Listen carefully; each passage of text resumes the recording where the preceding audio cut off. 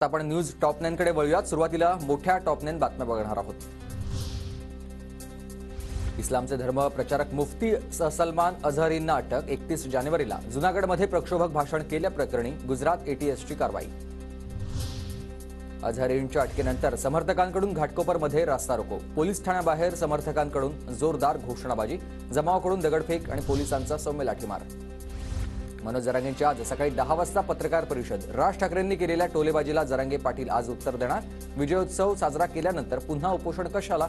राज ठाकरेंनी मनोज जरांगेंना हा सवाल केला होता। राज्य मंत्रिमंडळाची आज दुपारी 12 वाजता महत्त्वाची बैठक। भुजबळांच्या राजीनाम्याच्या गौप्यस्फोटानंतर ही बैठक। भुजबळांच्या भूमिकेवर बैठकीमध्ये चर्चा होण्याची शक्यता आहे।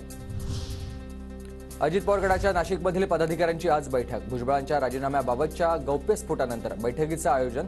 पदाधिकाऱ्यांच्या बैठकीत काय चर्चा होणार याकडे लक्ष। उद्धव ठाकरेंच्या कोकण दौऱ्याचा आज दुसरा दिवस। ठाकरे आज राजापूरमधील शिवसैनिकांशी संवाद साधणार। रत्नागिरीमध्ये सभा घेणार।